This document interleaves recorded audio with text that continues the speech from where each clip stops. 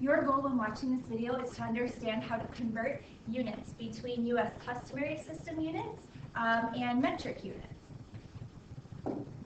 Before we start, one thing that's absolutely essential that you understand in order for this to make sense is that when you divide something by itself, so 1 divided by 1, 2 divided by 2, 17,000 divided by 17,000, half divided by half, heart divided by heart. When you divide something by itself, you're always going to get 1. Centimeters divided by centimeters. If you have questions on that anything divided by itself is 1, please raise your hand and ask them now. All right, so in order to convert units, we're going to be using the conversion factors. And conversion factors, I do not expect you to memorize. I do not expect you to memorize that 1 meter is approximately equal to 3 28/100 of a foot. That is what I use this wavy sign. It means it's almost equal to, or it's approximately equal to. The reason they didn't just do a straight up equal sign is because 3.28 feet is rounded. There were more decimals that came after this. They just rounded to the nearest 100. But rounding to the nearest 100 will work for what we're going to do with that. So we're saying that 1 meter, and you don't have to write this down, is equal to, what I'm going to do, a foot, another foot, and a little bit more of a foot. Let's make it look separate here. All right, another 28/100 of a foot. Okay, so 1 meter and 3.28 feet are the same. If I told you that my desk was 1 meter high, I could also tell you my desk is 3.28 feet high, and it would be the same sort of thing. So conversion factors we can make out of this is just writing the different rates. So we could either say 1 meter to 3.28 feet, so 1 meter for every 3.28 feet, or we could say 3.28 feet to every 1 meter. We're just flipping the order around. And we're going to have to figure out which way works better for us on the next few slides. Okay, convert 36 quarts to gallons. All right, so what I'm going to do is I'm going to write 36 quarts. You can abbreviate if you want. And we want to know how many gallons does that equal. So what we're going to do is we're going to use multiplication. We're going to times it by a conversion factor. So here are the conversion factors we can write. We can write 1 gallon to every 4 quarts, or we could write 4 quarts to every 1 gallon.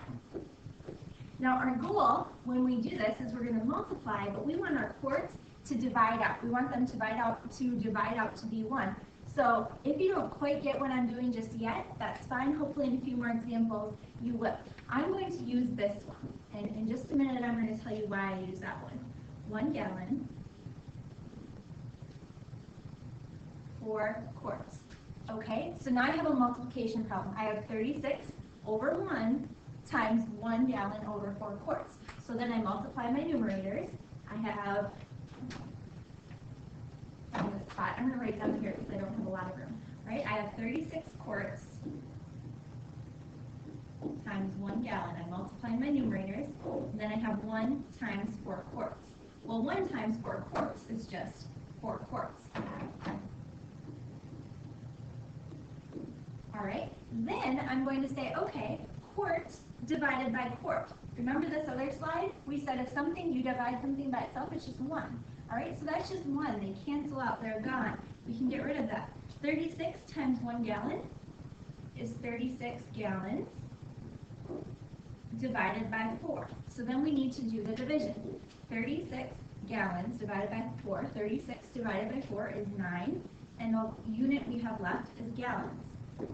So 36 quarts in gallons would be 9 gallons. 36 quarts equal 9 gallons. Pause if you need to finish writing that down. I'm going to erase that part so we have room to do part B.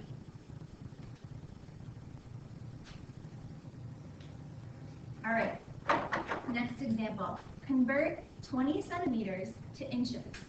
All right, so 20 centimeters. We need a conversion factor that tells us how many centimeters are in an inch or how many inches are in a centimeter.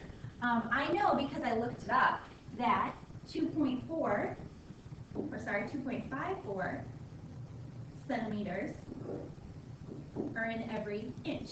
Or we could write 1 inch, 2.54 centimeters. All right, I only know that because I looked it up. And again, it's okay to look these up. Look them up in your book. Look them up on the computer. Look up the conversion factors. I typed in how many centimeters are in an inch. Google searched it. All right, so then we're going to say, okay, 20 centimeters or 20 over 1. Which of these conversion factors is going to work the best? Remember up here, we wanted quarts. Since we were trying to get rid of quarts, we were trying to find out the number of gallons, we needed to get rid of our quart measurement. So I had to make sure that I'd have one on top and one on the bottom so that they would be divided by each other, because quarts divided by quarts is 1, and then it disappears, it's gone. So here I want to make sure, since centimeters is on the top, I use the one with centimeters on the bottom. All right, so 20 centimeters over 1 times 1 inch over 2.54 centimeters. So that's the one I'm going to use. Then I'm just going to multiply my numerators. All right, 20 centimeters times 1 inch. On the bottom, I have 1 times 2.54 centimeters, which is just 2.54 centimeters. Then I look and I say, okay, centimeters divided by centimeters is 1. So basically, I have 20 times 1 inch, which is 20 inches. On the bottom, I have 2.54. To solve this problem, I'm going to grab my calculator, and I'm going to do the division. Remember, fraction bar means division from top to bottom, so I'm going to type in 20 divided by 2.54 equals approximately 7/87. My only unit left is inches. So now I would check my problem and I would say, okay, they said convert 20 centimeters to inches. Is my answer in inches? Yes, it is. Okay. One more. How many liters does the human heart pump per minute? Okay, so over here, we say that the human heart pumps 5 quarts of blood per minute. Okay, and we want to change quarts to liters, but minutes are okay, we can leave minutes. So here's our conversion, they gave it to us. Again, if they didn't, you could look it up. How many quarts are in a liter, how many liters are in a quart? Either way, you'll get this. And so the two conversion factors I could write, the two ratios are 1 quart to 95 hundredths of a liter, or 95 hundredths of a liter to 1 quart. All right, so then remember what I'm trying to get rid of is the quarts. So I'm trying to get rid of quarts. No, I didn't mean to use that color. It was a mistake. All right, forgive me, Vikings gods. I didn't mean to make that happen. So 5 quarts to 1 minute. We need to use the conversion factor up here that has quarts, our unit of quarts, on the bottom.